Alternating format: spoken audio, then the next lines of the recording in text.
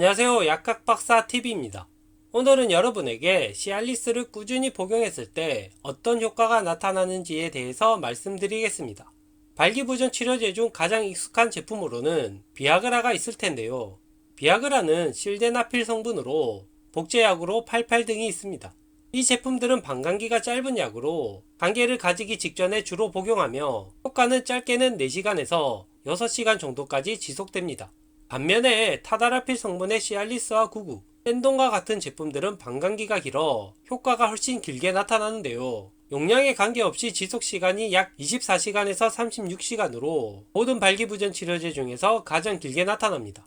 이 제품들은 5mg, 10mg, 그리고 20mg 세 가지로 처방이 되는데요. 특이한 점은 10mg과 20mg은 필요시 복용을 하고 5mg은 매일 복용이 가능한 제품이라는 거죠.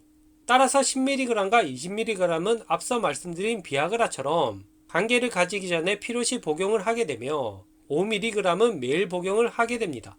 매일 복용하는 제품의 큰 장점은 관계를 가질 때 미리 복용해야 하는 번거로움 없이 항상 준비가 된 상태로 있을 수 있으며, 또한 발기부전에 사용되면서 동시에 전립선 비대증의 치료 효과도 허가를 받았다는 것입니다. 그렇다면 저용량 제품을 매일 복용하면 어떤 효과가 나타날까요? 유럽 성의학회에서 발표된 자료에 따르면 시알리스를 장기 복용한 268명의 발기부전 환자에서 안전한 상태로 발기부전이 개선된 효과가 확인이 되었죠. 12주간 실시된 연구에서 시알리스 5mg과 10mg을 투여했을 때 발기기능 영역 점수가 각각 9.7포인트, 9.4포인트가 증가하였는데, 이는 위약군의 0.9포인트에 비해 뚜렷한 증가였습니다.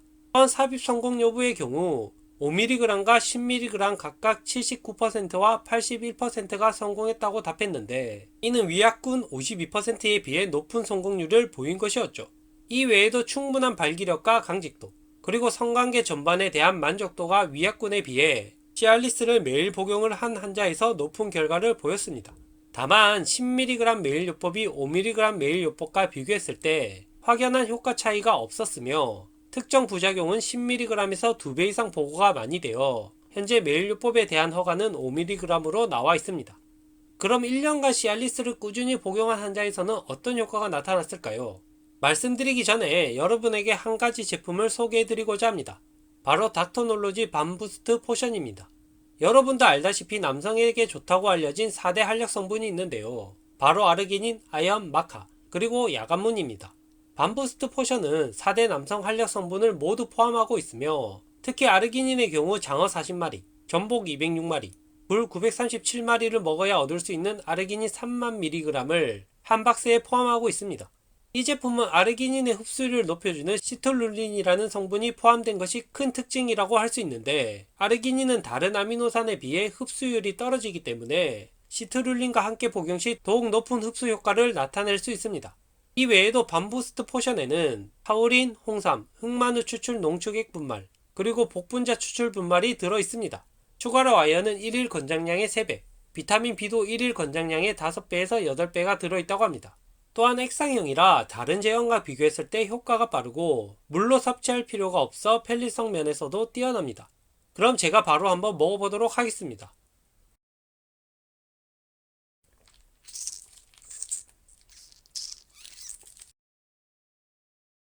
달콤한 맛의 생가리 향이 나는데요. 실제로 세븐베리, 엘더베리, 그리고 블루베리 농축액을 배합해 만들었다고 합니다.